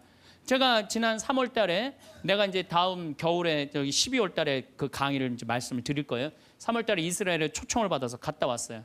근데 마침 내가 그 사막 체험을 했는데 그때 이스라엘의 영재 아이들이 거기 왔었어요. 천재 아이들이죠. 근데 이스라엘은 고등학교 3학년 18살만 되면요, 무조건 군대 가야 돼요. 3년. 남자고 여자고 다 3년. 근데 걔네들이 전부 다 의대 합격한 애, 공군사관학교 합격한 애, 다 그런 애들이야. 그래서 내가 물어봤어요. 니네들은 18살만 되면은 군대를 간다는데 너희들 정말 군대 가고 싶느냐? 내가 물어봤는데 걔네 눈빛이 반짝반짝 그러면서 나는 이 나라를 위해서 가겠다는 거예요. 그리고 그냥 가는 것도 아니고 반드시 가고 난 기쁘게 가겠다는 거예요. 얘네들은 역사, 의식, 가정의식 다 있는 거야. 그러니까 우리나라 애들은 20년 동안 역사 얘기도 안 듣고 사람 살아가는 도리 얘기도 안 듣고 무조건 뭐만 하라고 그래? 공부만 하라고 그래. 제가 얼마 전에 내 친구의 친구가 세상을 떠났어요. 근데 그 세상 떠난 사람 여자야. 근데 고등학교 2학년 딸이 있고 대학교 1학년 아들이 하나 있는 거야. 그런데 이 엄마가 딸을 깨워야지 딸은 일어나서 학교를 가는 거예요. 근데 10시가 됐는데 엄마가 안 깨운 거야. 엄마가 왜 나를 안 깨웠지? 10시가 됐는데 부엌에 가보니까 심장마비로 죽은 거예요. 심장마비로 죽었는데 아들이 이제 올라왔죠. 지방대학 다니면서. 아들이 올라왔는데 아들이 장례 때 하나 울질 않더래요. 우리 친구가 가서 보니까. 그리고 그냥 슬퍼하질 않더래요. 그런데 장례하는 날 아빠한테 그러더래요. 아빠, 나 내일 MT가 있는데 나 그거 꼭 가고 싶은데 나 어떻게 하면 좋으냐고. 나 내일 MT 가게 해달라고 그러더래요. 철이 안 들은 거죠. 그런데 여러분들, 얘가 철이 왜 없을까요? 누가 이렇게 철없이 키웠을까요? 부모가 철없이 키운 거예요. 뭐 하라고 그런 거야? 공부하라고 그러는 말 외에는 한 얘기가 없는 거예요. 공부하라는 얘기. 우리 집에 이 형제가 4형제. 근데 우리 둘째 형이 머리가 나빠요. IQ가 99에. 난 126인데. 근데 우리 둘째 형이 중학교 1학년 때 어느 날 갑자기 공부를 잘하는 거예요. 반에서 1, 2등을 하는 거예요. 그리고 좋은 고등학교 가고 좋은 대학 나와서 대기업 하고 요즘 아주 그냥 번듯한 회사의 사장이에요. 그래서 내가 3년 전에 형한테 물어봤어요. 형은 IQ가 자기 항상 그러니까 난 99밖에 안 된다고. 형은 IQ가 99밖에 안 되는데 왜 이렇게 공부를 잘하고 사회에서 이렇게 정말로 남들 부러워하는 자리까지 올라갔느냐고. 왜 IQ가 99밖에 안 되는데 왜 갑자기 공부를 잘하느냐고 내가 물어봤어요. 근데 형이 이런 말씀을 저한테 하더라고. 형이 신부님, 내가 중학교 1학년 때 아버지가 간 수술했어요. 큰 간 수술을 했어요. 난 초등학교 4학년 때 기억나요. 아버지 병원에 가면 천도복숭아 따먹었던 거 기억나요. 그리고 아버지가 퇴원을 하고 다음 날 허리를 구부리고 출근을 하시더래요. 근데 우리 형이 보니까 어머니가 그랬대요. 여보, 며칠 쉬었다가 나가라고. 그렇게 허리를 구부리고 어떻게 출근을 하느냐고. 근데 아버지가 그러더래요. 나는 내 자식 먹여 살리고 공부시키려면 오늘부터 나가야 된다고. 그 일주일 동안 이 99짜리 IQ가 지켜본 거예요. 일주일 동안 지켜보면서 자기가 그런 생각을 했대요. 내가 저 아버지를 위해서 해야 되는 건 공부다. 그래갖고 이 99 IQ가 코피가 터져가면서 공부를 한 거예요. 근데 그 아들은 내가 봐도 그때부터 효자인데 지금까지도 효자예요. 왜? 부모의 삶에 동참했기 때문에. 여러분들은 자녀를 여러분들의 삶에 얼마나 동참시키세요? 어제 내가 평창에서 강의를 했는데 할머니 한 분이 평생 한 번도 그런 얘기 안 했대. 자식한테 먹여주고 재워주는 거 외에는 한 게 없다는 거예요. 여러분들, 개는요 10마디 알아듣는데요. 기다려, 앉아, 손, 엎드려, 이 정도 알아듣는데요. 그리고 원숭이는 한 30마디 알아듣는데 자기네들끼리도.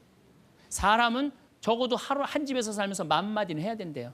근데 우리가 자녀들한테 무슨 얘기해? 일어나, 밥 먹어, 학교 가, 숙제, 공부해, 시험은 10마디 정도밖에 안 한 거야. 20년 동안.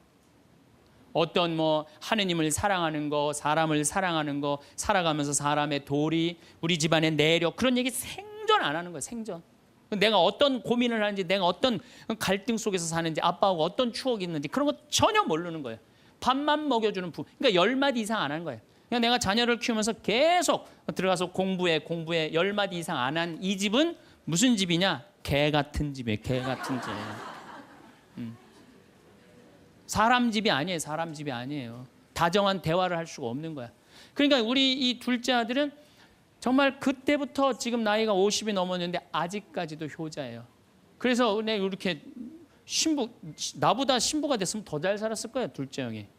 근데 큰 형은 이제 우리 어머니 아버지가 이제 휴가를 이제 우리 생태마을 요즘은 이제 거의 못 오시는데 휴가를 오면 이제 누나, 큰 아들, 둘째 아들이 돌아가면서 모시고 와요. 근데 이제 뭐 큰 아들도 자기도 뭐 조그만 공장을 하는데 막 이제 바쁘니까 바쁜 와중에 어머니 아버지 모시고 오는 거 아니에요. 오다가 어머니가 아이고 얘야 묵주를 까먹었다 그러면 신경질을 부린대요. 바빠 죽겠는데 어떻게 하라고 그러냐고 지금 일주일만 손가락으로 하고 오라고 그냥 그런데요.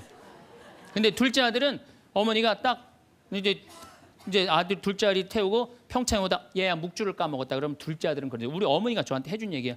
어머니 걱정하지 마세요. 톨게이트 앞에서도 그런데 어머니 걱정하지 마세요. 차 돌리면 되죠 뭐.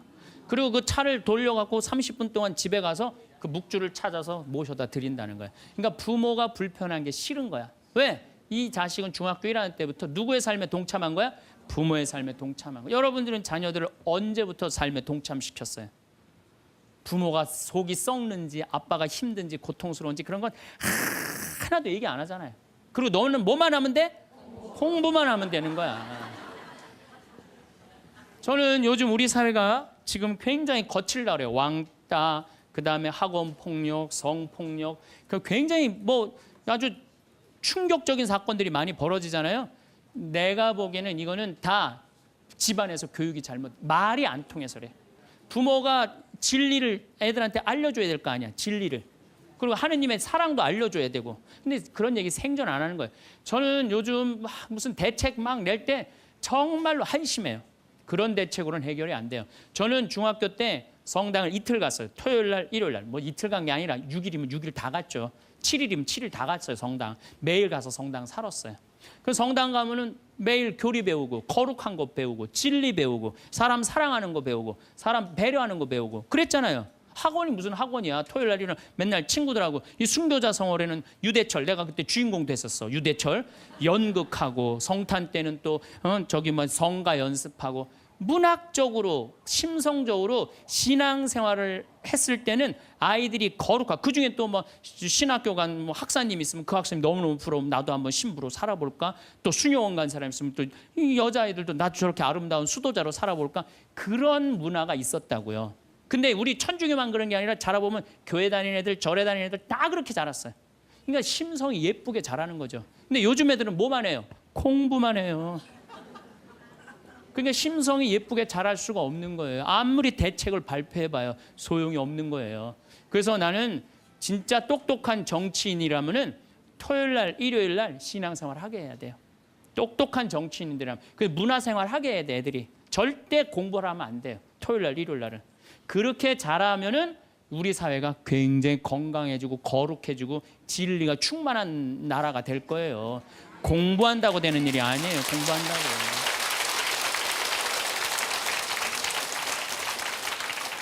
그러니까 자식들하고 대화를 하려고 해도 대화를 해본 적이 있어야지 대화를 할 거 아니야. 공부하라는 말 외에는 해본 적이 없는데. 그래서 엄마 명동에 어때? 좋았어? 좋았어. 어떻게 좋았어? 그냥 좋았어. 넌 들어가서 빨리 공부해. 자, 그렇다면은 내가 어떻게 하면 대화를 잘할 수 있을까? 말을 잘할 수 있을까? 첫 번째, 들어라.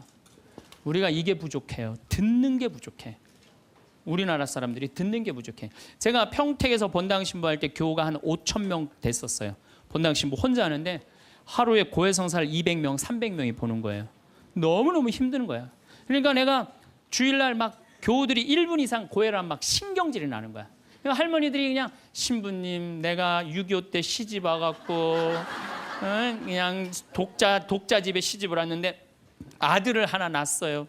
아들을 하나 낳았는데 그놈이 독자라고 내가 너무 오냐오냐 해서 키우다 보니까 이놈을 장가를 보냈는데 이놈이 이혼을 해갖고 손자를 나한테 맡겨갖고 내가 지난주에 그 손자 찾으러 다니느냐고 주일미사를 빠졌어요. 주일미사 빠졌는데 왜 6.25 전쟁부터 시작을 해. 그래서 내가 그래요. 저 교우들한테 항상 교육할 때 죄는 간단히 죄 진 것만 얘기해라. 과정은 설명하지 말고. 그러니까 참 교우들도 죄 결론만 얘기하는 게 참 답답할 거 아니야. 고해소에서 그 답답한 속을 털어놔야 되는데 신부님은 막 200명, 300명 주름 기다리고 있고. 근데 내가 능평이라는 데 본당 신부를 딱 갔는데 교우가 500명이야. 딱 10분의 1이야. 고해소에 들어가고 성물돌 끝났는데도 들어오는 사람이 아무도 없는 거야. 너무 심심한 거예요. 그래갖고 이제 고해소에 딱 들어오면 너무 반가운 거예요. 그래갖고 신부님 저 시어머니를 미워했어요. 그럼 평택에서는 4계명 부모에게 효도하라고 그랬는데 미워하면 안 된다. 예수님이 십자가 생각하고 시어머니한테 잘해라. 딱 간단해. 그렇게 했는데 능평에서 이 자매 나가면 이제 아무도 안 들어오니까 이 자매 나가면 아무도 안 들어오니까 내가 뭐라 그러냐면 왜 시어머니를 미워하는데요? 뭐 내가 시집을 왔더니 그냥 손자하고 그냥 고모하고 그냥 남편만 하고 나는 그냥 완전 식모 취급하고 친정에도 못 가게 하고 그러면 안 되지. 그 시어머니 며느리한테 밥 얻어먹으면서 정신 나간 시어머니네. 그러면은 그 자매가 신이 나는 거지. 신이 그것뿐만 아니라 내가 혼수 살림 얼마나 구박을 많이 받았는지 몰라요. 그러면은 내가 이제 정말 늙으면 그거 정말 다 그래. 하여튼 자매님 참 그런 집에서 힘들게 산다 그러면 막 눈물 콧물 흘려가면서 시어머니 욕을 바가지로 해요. 그러면서 자매가 신부님 이렇게 시어머니 욕해도 되느냐고.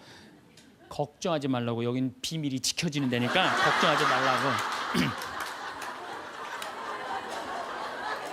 한 20분 정도 막 시컷 시어머니 욕하면은요 대부분의 며느리들이 뭐라 그러냐면 신부님 꼭 시어머니가 있어서 불편한 것만은 아니에요. 시어머니가 애도 봐주고 반찬도 이런 거 저런 거 해줄 때는 나 너무너무 좋아요.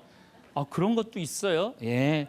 신부님 이번 사순절을 맞이해서 내가 우리 성가정 만들려니까 내가 시어머니한테 내가 잘할게요. 뭐 잘하면 좋죠. 반찬도 맛있게 하고 한 번 더 웃으면서 얘기할게. 훌륭하십니다. 나는 한 게 아무것도 없어. 그러느냐고. 그러면 자기가 고해하고 자기가 훈화하고 자기가 보속하고 자기 결심까지 다 하기가 나가. 말은요 들어주기만 하면 돼요. 여러분들 친구들하고 뭐 좀 상담할 때 지적질할 필요 하나 없어요. 나이 50, 60 넘어갖고 너 그러니까 네가 그 꼴로 사는 거야. 그러면 자기 속 얘기하는 사람이 너 그러니까 그 꼴로 사는 거야. 그럴 때 맞아. 내가 그래서 내가 이 꼴로 사나 보다. 그럴 것 같아. 기분 나빠할 것 같아요. 당연히 기분 나빠하죠. 당연히. 우리 집에 많은 그 중고등학교 학교 다니기 싫어하는 애들을 데리고 와요. 요즘 내가 바빠서 거의 상담을 못 하는데 데리고 오면은 얘가 학교를 안 간다는 거예요. 중학교 2학년, 3학년 애가 학교를 관두겠다는 거예요. 그러면 내가 많은 경우 상담을 하면은 거의 90%는 그랬던 것 같아요. 너 학교 많이 다니기 싫으니? 네, 다니기 싫어. 그럼 관둬. 뭐 다니기 힘들고. 신부님한테 다니라고 설득하러 데리고 왔는데 신부님이 뭐라 그래? 나는 이제 그렇게 마음 먹고 애가 오는 거예요. 저 엄마가 날 저기까지 데려간 거는 나를 학교를 다시 다니게 설득을 시키려고 저 신부를 만나게 해주는구나. 근데 내가 관둬. 뭐하러 다녀? 내가 엄마한테 자세히 얘기해 줄 테니까 너 관둬. 근데 왜 다니기 싫은데 이유가 뭐야? 그럼 공부도 따라가기 힘들어. 그래, 맞아. 한번 따라지면 그거 못 따라가. 너 있잖아. 너는 머리로 살 놈이 아니라 내가 보기엔 몸으로 살 놈이다, 너. 너 우리 생태마을에 와갖고 농사나 져라. 그러면 이제 자기 친구 얘기, 부모한테 섭섭한 얘기 다 해요. 그럼 얼마나 힘들었겠니? 그거 다니기, 너 수업 시간에 조는 이유가 있지. 이해를 해야지 알아서 볼 거 아니야. 이해도 안 되는데 눈 뜨고 쳐다보고 있는 거 쉽지 않지. 신부님 그거 어떻게 알았냐. 다 내가 옛날에 해봐서 알아. 한 1시간 동안 얘 공감, 동감 해주고 고개만 끄덕여주면요. 얘네들이 거의 끝날 때 뭐라 그러는지 알아요? 신부님 막 그래도 아무리 생각해봐도 중학교는 졸업해야 될 것 같아요.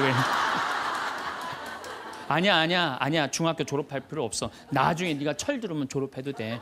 자퇴 그냥 하는 걸로 하자. 아니에요, 신부님. 중학교 졸업하는 게 나을 것 같아. 그래? 그러면 가서 한번 다녀봐. 다니다 힘들면은 꼭 나한테 얘기하면 내가 꼭 엄마한테 얘기해 줄게. 그래서 중학교, 고등학교, 대학 졸업한 애들 많아요. 아직도 연락하는 애들이 많아요. 신부님 감사하다고. 혹시 이런 생각을 해보신 적 있으신가요? 이제 나이도 들었는데 외모 관리는 사치 아닐까? 화장하고 꾸미는 게 이제 와서 무슨 소용일까? 하지만 노년의 외모 관리는 단순한 꾸밈이 아닌 삶의 질과 직결됩니다. 서울대 노년학과 김현우 교수는 이렇게 설명합니다. 나이가 들수록 외모 관리는 더욱 중요해집니다. 이는 단순한 미적 욕구가 아닌 자존감과 사회적 관계 그리고 건강과도 밀접한 관련이 있기 때문입니다. 75세 박영자 할머니의 경험을 들어보겠습니다. 처음에는 저도 그랬어요. 나이 들어 꾸미는 건 부끄러운 일이라 생각했죠. 하지만 은퇴 후 우울증이 찾아왔을 때 제 모습을 가꾸기 시작하면서 인생이 완전히 달라졌어요. 오늘은 나이 들어서도 외모 관리가 필요한 10가지 중요한 이유에 대해 함께 알아보도록 하겠습니다. 첫 번째 이유는 자존감 유지입니다. 실제로 한국노인복지학회 연구에 따르면 규칙적으로 외모를 관리하는 노년층의 자존감이 그렇지 않은 분들보다 훨씬 높게 나타났다고 합니다. 78세 김순옥 할머니의 이야기를 들어보시죠. 매일 아침 거울 앞에서 화장을 하고 옷매무새를 가다듬는 시간이 있어요. 처음에는 주변에서 그런 소리를 하더군요. 그 나이에 뭘 그렇게 꾸미냐고. 하지만 이 시간이 얼마나 소중한지 아세요? 거울을 보며 스스로에게 말해요. 오늘도 멋지네 하면서요. 그러면 하루가 달라져요. 허리도 더 펴지고 걸음걸이도 달라지고 무엇보다 제가 저를 더 소중하게 대하게 된다는 게 놀라워요. 예전에는 늘 움츠러들어 있었는데 이제는 카페에 가서도 당당하게 앉아있을 수 있어요. 나이 들었다고 구석에 앉아있지 않아요. 창가 자리에 앉아서 햇빛도 즐기고 커피도 여유롭게 마시죠. 이게 다 제가 저를 가꾸면서 생긴 자신감 덕분이에요. 두 번째 이유는 건강한 사회적 관계 유지입니다. 노인의학 전문가인 이미경 박사는 이렇게 설명합니다. 깔끔하고 단정한 외모는 타인과의 관계에서 무의식적인 신뢰감을 형성합니다. 특히 노년기에는 이런 첫인상이 새로운 관계 형성에 매우 중요한 역할을 합니다. 82세 장미영 할머니의 경험을 들어보시죠. 복지관에서 매주 수채화 모임을 하는데요. 처음 갔을 때가 기억나요. 그날따라 머리도 예쁘게 하고 좋아하는 파란색 블라우스를 입고 갔더니 다들 반갑게 맞아주시더라고요. 한 회원분이 나중에 그러시더군요. 처음 봤을 때 참 단정하고 품이 있어 보여서 같이 이야기하고 싶었다고. 지금은 그분이 제 가장 친한 친구가 되었어요. 매주 만날 때마다 서로의 옷차림을 칭찬하고 화장품도 추천하고 그러다 보니 우리 모임이 점점 커져서 이제는 10명이 넘는 회원이 됐어요. 다들 예쁘게 꾸미고 오시는데 그게 단순히 외모만을 위한 게 아니에요. 서로를 배려하고 존중하는 마음이 그런 노력을 통해 표현되는 거죠. 세 번째 이유는 신체 건강 증진입니다. 겉모습을 가꾸는 것이 단순한 미용의 문제가 아니라 건강과 직결된다는 사실 알고 계신가요? 76세 이영수 할아버지의 이야기를 들어보겠습니다. 은퇴하고 나서 한동안 자포자기하듯 살았어요. 면도도 안 하고 옷도 아무거나 입고 그러다 보니 점점 움직이기도 싫어지고 집에만 있게 되더군요. 그러던 어느 날 옛날 직장 동료를 우연히 만났는데 저를 알아보지 못하는 거예요. 그때 충격을 받아서 변화하기 시작했죠. 매일 아침 면도하고 산책할 때도 깔끔하게 운동복을 챙겨 입기 시작했어요. 신기하게도 옷을 바꾸니까 자세가 바로 펴지고 걸음걸이도 달라지더군요. 운동할 때도 더 힘이 나고 의사 선생님 말씀이 자세가 좋아지니까 혈액순환도 좋아지고 근력도 덜 떨어진대요. 요즘은 아내와 함께 패션쇼라고 하면서 매일 아침 옷 고르는 재미에 살아요. 덕분에 허리 통증도 줄었고 당뇨 수치도 많이 좋아졌다네요. 네 번째 이유는 SNS 시대에 적응하기입니다. 어르신들도 이제 스마트폰으로 사진을 찍고 자녀들과 영상통화를 하시는 시대가 됐습니다. 이런 디지털 소통에서도 외모 관리는 중요합니다. 79세 황순자 할머니의 경험담을 들어보세요. 처음에는 영상통화가 참 부담스러웠어요. 미국에 있는 손주들이 전화할 때마다 제 모습이 화면에 비치는 게 싫어서 얼굴도 제대로 안 보여주곤 했죠. 그러다 문득 생각했어요. 할머니의 얼굴을 보고 싶어하는 손주들 마음을 외면하고 있다는 걸. 그때부터 조금씩 신경 쓰기 시작했어요. 아침에 일어나면 머리도 단정히 빗고 얼굴에 가볍게 로션도 바르고 영상통화할 때 입을 옷도 따로 준비해뒀죠. 밝은 색의 깔끔한 옷들로요. 그랬더니 손주들이 너무 좋아하는 거예요. 우리 할머니 오늘도 예쁘다며 화면 캡처까지 해서 보관한대요. 이제는 영상통화 시간이 기다려질 정도예요. 손주들과 찍은 스크린샷을 친구들한테 자랑도 한답니다. 다섯 번째 이유는 치매 예방과 인지기능 유지입니다. 서울대병원 노인의학과 김태훈 교수는 말씀하십니다. 규칙적인 외모 관리는 단순한 미용 행위가 아닌 중요한 인지 활동의 하나입니다. 매일 아침 옷을 고르고 화장을 하고 머리를 손질하는 과정은 뇌를 자극하는 놀라운 활동이 됩니다. 81세 이정희 할머니의 이야기를 들어보시죠. 매일 아침 옷장 앞에서 시작하는 저만의 의식이 있어요. 오늘의 날씨는 어떤지, 어디를 가는지, 무슨 색이 어울릴지 이렇게 하나하나 생각하면서 옷을 골라요. 액세서리도 직접 코디하고 화장할 때는 색조합도 고민하고 처음에는 그냥 습관적으로 하던 일이었는데 담당 의사 선생님이 그러시더군요.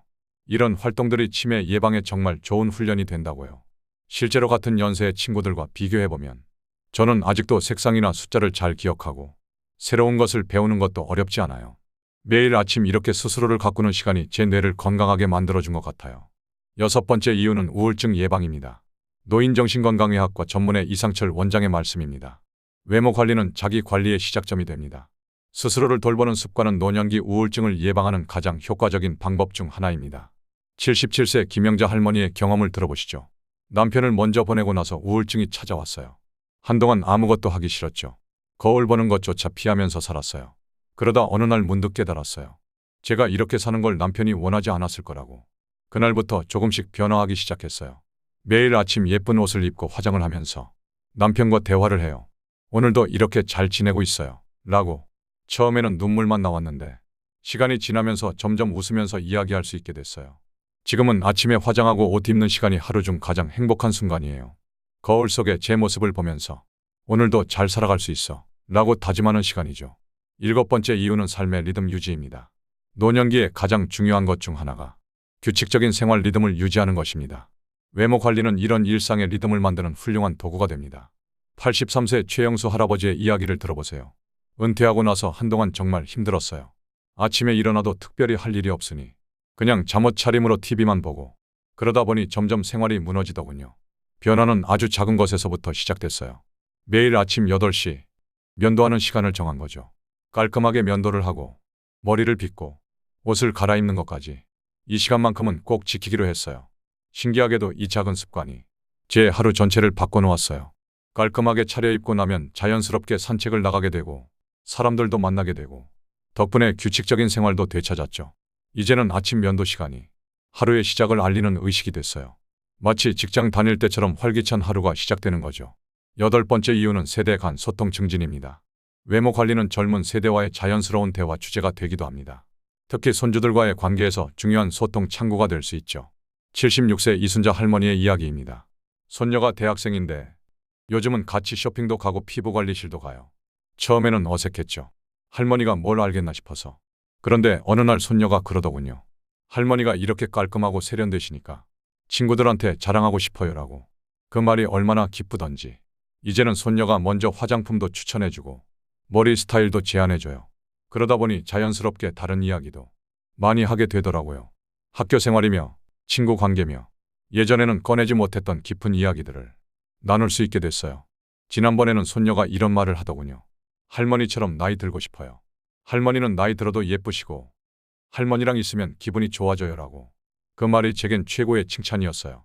9번째 이유는 새로운 도전과 성장의 기회입니다. 외모 관리는 단순히 겉모습을 가꾸는 것을 넘어 새로운 것을 배우고 도전하는 기회가 됩니다. 80세 장명자 할머니의 이야기를 들어보세요.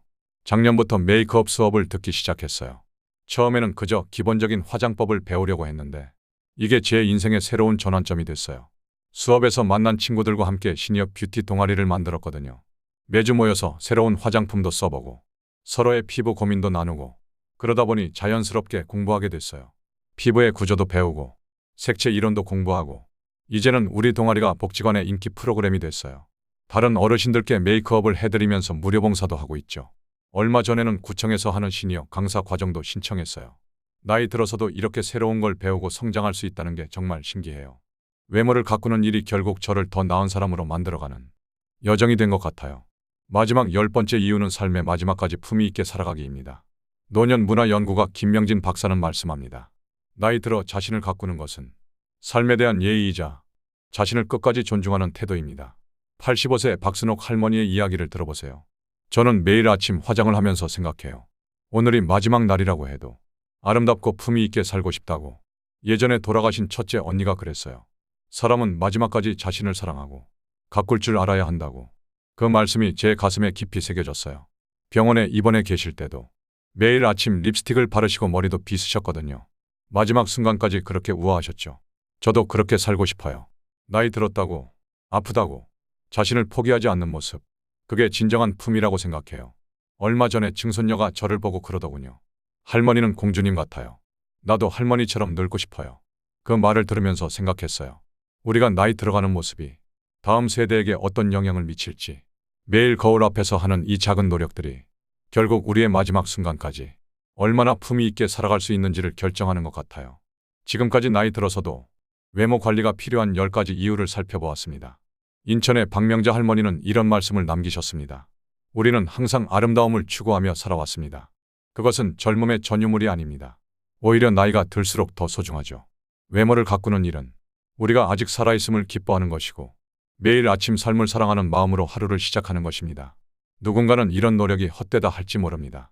하지만 저는 압니다. 우리가 자신을 얼마나 소중히 여기는지가 결국 우리 삶의 질을 결정한다는 것을. 그래서 오늘도 거울 앞에 섭니다. 여러분의 아름다움은 나이를 초월합니다. 단정하고 깔끔한 모습으로 하루를 시작하는 것. 그것은 우리가 삶을 얼마나 사랑하고 있는지 보여주는 작지만 위대한 표현일 것입니다. 다음 영상에서는 나이별 맞춤 외모 관리법에 대해 알아보도록 하겠습니다. 감사합니다.